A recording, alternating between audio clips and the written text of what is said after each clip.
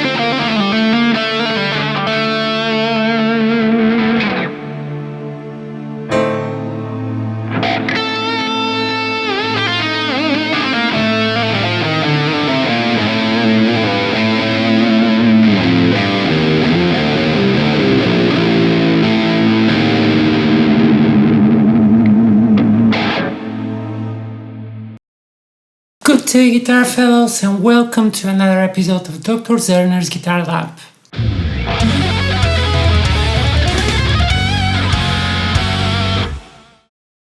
This is the last video about the 7 church modes. You can watch the previous ones up here. And today I will be dealing with the mischievous one, the devilish one, the Locrian mode. So let's get started. The reason why I call the Locrian mode the devilish one is because of one common misconception, thanks to the term diabolis in musica. Diabolos in musica, which originates in medieval times, and the truth is that this term has used to describe all kinds of dissonant intervals because they were not so pleasant because of their vibration ratio, and also they're very difficult to sing. So altogether they have been avoided in this music. And if you listen to any Gregorian chants or Renaissance music or even Baroque music, you can see that such dissonant intervals are very, very rarely used. And the reason is precisely that. And later in the classical period and the Romantic era and modern times, dissonant intervals appear more and more.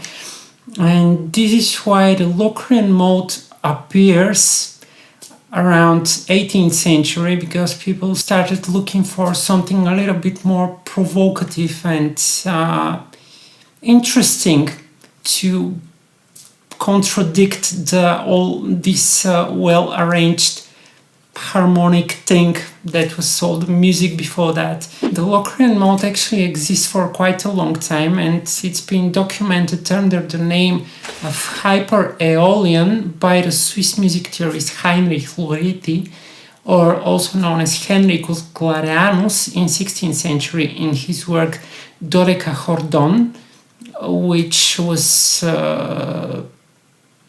not released but issued in 1547, even though it wasn't popular for the reasons I already mentioned. It was just not so godly. Later, of course, people started experimenting, and this is how we ended up with the Locrian mode. And just like with the other modes, I prepared some graphical explanation for it, so there we go. The Locrian mode actually can be considered as a minor mode since it's 3rd degrees minor. This is the reason why we should use the base of Aeolian mode in order to figure out what's really changing in terms of sounding. Unlike the other modes, this time we need to change 2 notes to achieve the Locrian flavor. These are the 2nd, which we also change when making Phrygian mode, and the 5th, which we lower by a half step, and this is how we end up with a huge paradox. Having the 5th degree lowered results in having the tonic being a half diminished chord. but the half diminished chord is one of the most unstable chords in general. But the tonic is supposed to be the most stable thing in the key. You see, this is the same problem people in the medieval ages encountered, and that's why the Locrian mode never really appeared until the late 18th century, due to the need of more provocative music and not so godly ordered harmonization. This situation produces one more problem though. To build a relative key a minor third above, just like we do with the other modes, we need to use the same set of notes, but starting from the third degree of the Locrian mode. And this is how we end up with the relative mode of Locrian, and it is Dorian. And now we are having two minor modes relative to each other, aren't we? Now it's easy to see why this mode has been banned for such a long time. This is exactly the same problem that occurred many centuries ago with the original 8 Gregorian modes, where the whole story comes from. Anyway, we already know that changing one note of the mode affects 3 chords.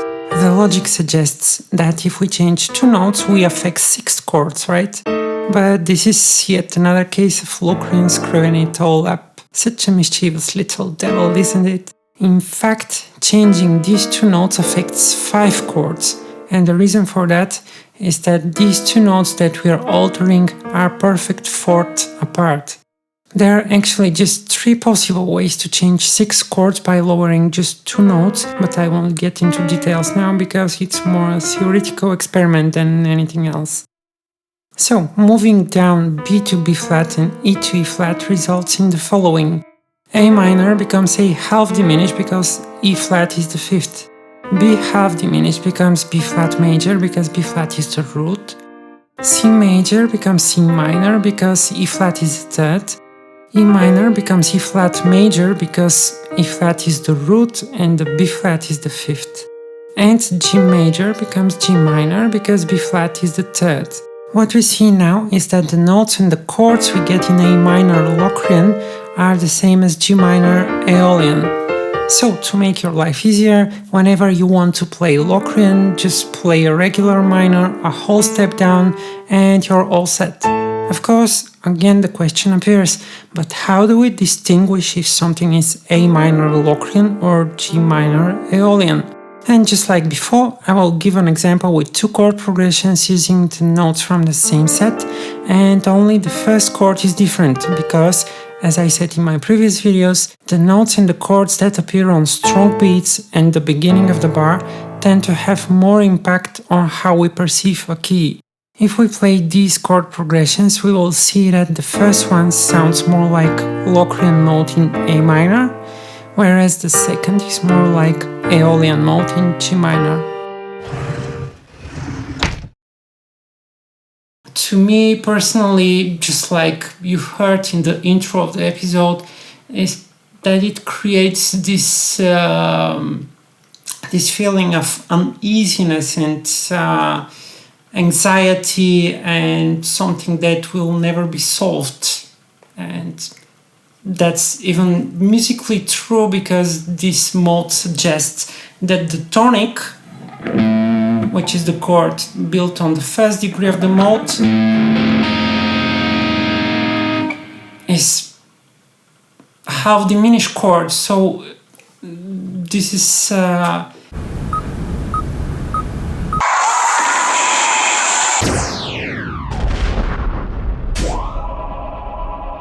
there are fewer examples of this mode, but actually it's still used, and one of my favorite examples for that is the very notable song by Rush, YYZ, and it's actually in C Locrian. So we start with this riff.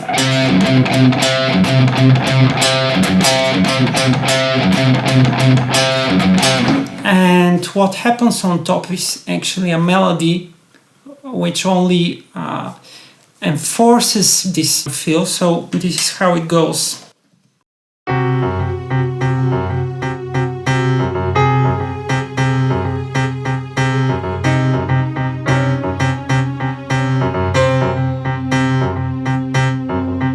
And so forth.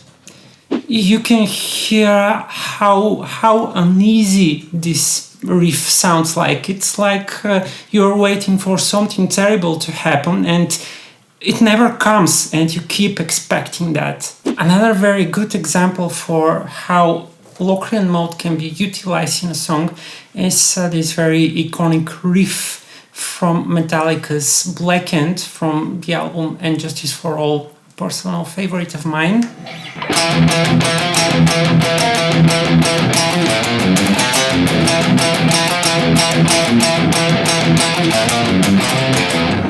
And what we have here is actually E minor, because I think that the Locrian mode is minor mode. I already said why. E minor Locrian, and basically we've got the following.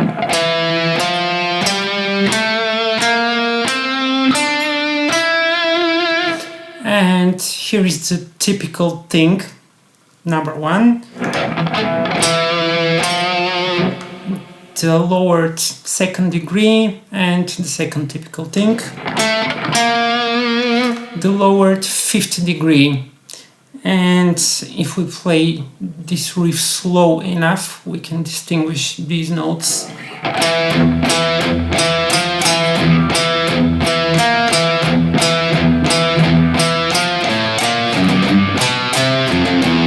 And of course here we have some transition notes, but the general feel of the riff is of course Locrian. Very interesting idea actually comes from Indian music, because you know this very interesting instrument, sitar. It has movable frets, and therefore you can adjust them to create your own scale, and this is what the players actually do. And the concept of a scale is not so fixed thing as it is in the Western music, and quite often people tend to create very odd sounding scales, and a very common approach is when they start with something that would resemble our Aeolian mode, and they start moving the second and the fifth down to create a darker mode depending on the mood of the song. And this is how we may end up with something like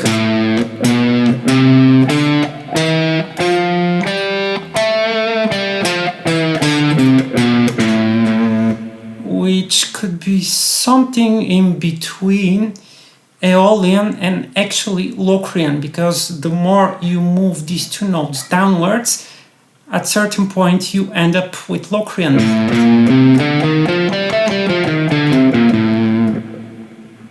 And this is a very interesting resemblance of how this mode is being used to signify darker and generally obscure moods in two very different cultures.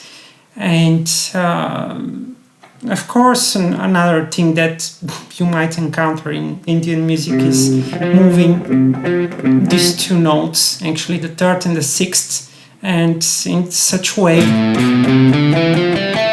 from Aeolian mode you can end up actually going higher and higher with these two modes.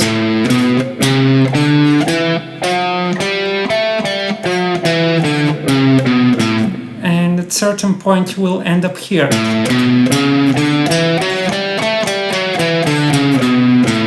Which is actually Mixolydian mode, and you can go all the way between these three modes just to cover a very wide range of emotions and flavors. Exercise!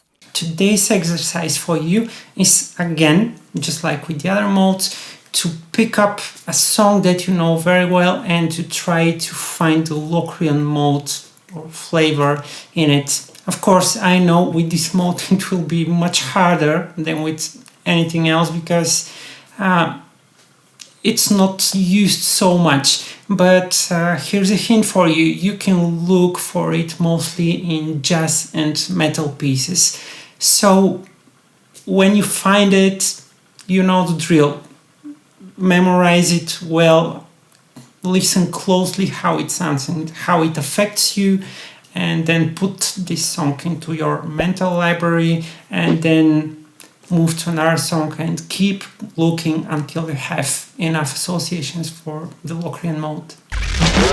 So that was everything for today's episode. Thank you very much for watching. I hope you find this video useful, and if you like my work, consider supporting me on Patreon up here and on the links down in the description. And you know the drill. Click like, subscribe to my channel, click the bell button to get informed when I upload new videos. See you next time, and remember, practice makes perfect.